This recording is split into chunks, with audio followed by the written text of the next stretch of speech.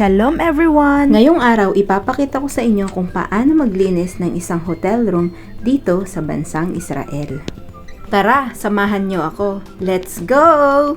Isa ito sa 8 hanggang 10 room na nililinis ko everyday. Imagine! Sa isang araw, ganoon karami ang lilinisin mo. Paano pa kaya kung mag-overtime ka? Hay, edi gagapang ka na. Binuksan ko na pala ang ref dito.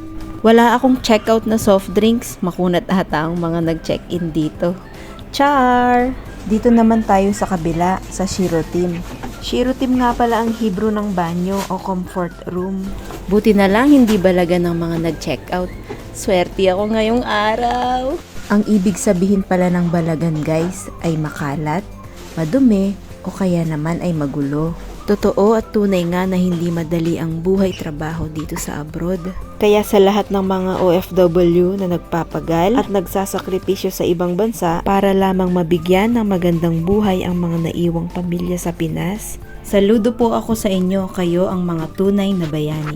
At sa lahat ng mga nasa Pinas, pahalagahan po natin ang bawat sentimo na pinagpapaguran ng mga pamilya nating nagtatrabaho abroad. Dahil hindi biro ang kanilang sakripisyong ginagawa. Oops! Fast forward! Pagkatapos ko nga palang inisprayan o ibinabad sa ekonomika ang Shirotim, dito na ako sa beddings. Tanggalin natin ang mga matsaim o ang mga pillowcase at bedsheets. Tinabi ko muna ang carpet at minap ang sahig sa ilalim ng bed.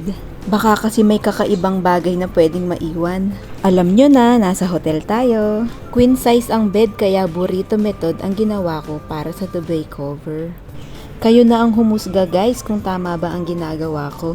Alam nyo ba na may minimum at maximum limit lamang ang paglilinis ng isang hotel room? Oo, tama ang narinig ninyo.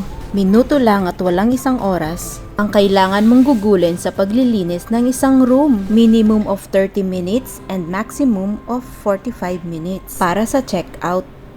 At not more than 10 minutes naman ang para sa garim o ang mga stay over. Tapos ko na ang beddings kaya mag-aagyo at magpupunas na tayo guys. Akala ko noon madali lang ang trabaho ng isang hotel housekeeper kasi sanay naman ako sa trabahong bahay. Mahirap at madalas nakakapagod din pala. Masakit sa balikat at sa buong katawan. Yung unang araw ng trabaho ko dito sa Israel, hindi ko pa ramdam ang pagod kasi nga trainee at may partner pa ako.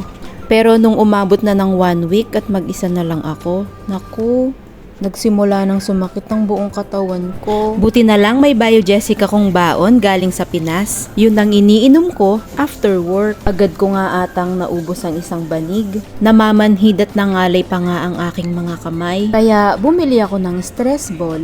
Pero ngayon na nasanay na ang katawan ko sa trabaho at para sa kinabukasan ng pamilya ko sa Pinas, yakang-yaka yan basta kasama natin si Lord. Next time ko na lang pala ipapakita kung paano ang paglilinis ng Shirotim. Hindi ko na na-i-video. Overtime na tayo, baka mapagalitan tayo kay manager. Ganito ang pamamaraan ng paglilinis ng sahig dito sa Israel. Papaliguan mo ang room. Lahat ng alikabok at mga buhok-buhok, simot lahat yan. Kaya malinis talaga. Very satisfying, di ba? Yan ang favorite part ko sa paglilinis. Alright, ibalik na natin ang carpet. Yehey! Almost done! Pa-comment naman guys kung nagustuhan ninyo ang aking unang subok sa paggawa ng vlog. Pwede din kayong mag-suggest ng mga gusto nyo pang malaman sa housekeeping. Yun lamang guys, maraming salamat sa panonood. Please don't forget to like and share. Bye!